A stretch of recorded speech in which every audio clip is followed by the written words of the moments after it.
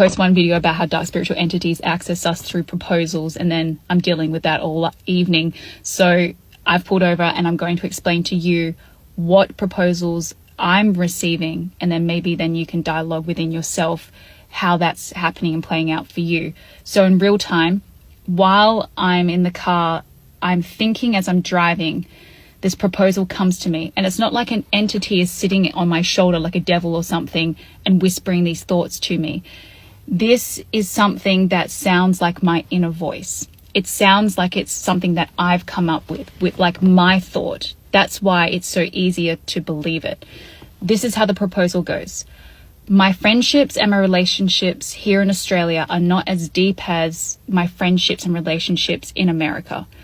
I don't like living in Australia as much as I loved living in America, because people in America liked hanging around with me. They appreciated me in different ways that actually I felt honored and encouraged by, and I'm not going to have those experiences here in Australia.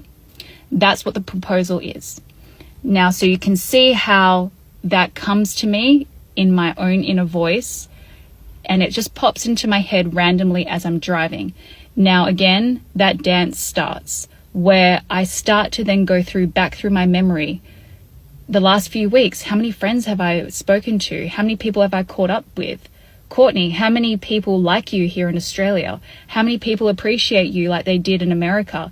And as soon as I start to allow those thoughts to continue while I'm driving along and I'm singing in the car or like thinking about all my errands, the floodgate then starts to open and the thoughts start to come in. Now, this is really important because there are emotions that can be attached to those thoughts as well. The emotions are accommodating them. So not only am I thinking these proposals are coming in my voice to me, there are also feelings attached to that and how I feel about that.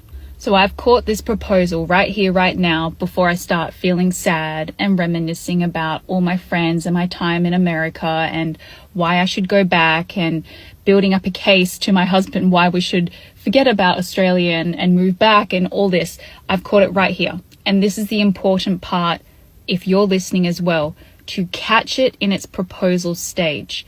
Because if I continue to cultivate that proposal as my own idea, it then starts to build a structure around it where I build the evidence for why I need to believe this, why it needs to become part of my core beliefs that Australia and the people in Australia are not as relational as the people in America. And you might be thinking right here, right now, I know heaps of Australians. They're amazing. They're so friendly. Or, Courtney, that's crazy. Like, I've got so many friends here in Australia. Yes, I know. But you can see how some evidence that we collect can support a proposal to then becoming true in our mind. Then we start to build a structure around it where we then start to protect that belief. So even if my friends came to me and said, sorry, is this how you're experiencing us? This isn't true. Like, we all love you. We all see you quite often. You're experiencing this quite opposite to what the truth is. If I start to actually grab this proposal, build the structure around it, believe it, I will start defending it. And I will start to tell my friends how they don't show up for me or this or that and bring out all the reasons why. Then that can cause an actual closed loop cycle in which people start to leave the friendships because of what I'm believing, and then you end up acting out what you believe. So what does this even have to do with dark spiritual entities? It has a lot to do with it, because this is on a smaller scale. If I start actioning thoughts, proposals that sound like my own and start believing them, building the structure around them and defending them, that forms a stronghold.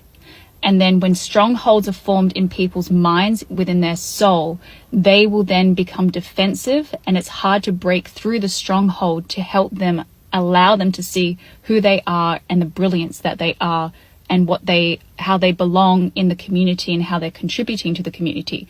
So you can see how depression and anxiety is skyrocketing through all of our society, because these are the type of strongholds that are in and operating in people's minds.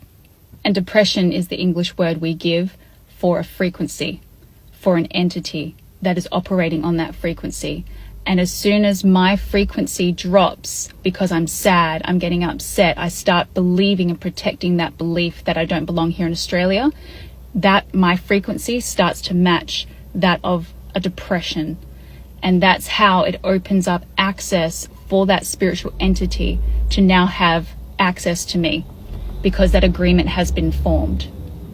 So I'm intentional in the proposal stage of not gathering the evidence to try and support that belief, so that then takes root in my mind, and then I start acting on it and breaking off friendships and leaving the situation here in Australia. I need to be intentional in combating that, because every spiritual battle starts between the ears.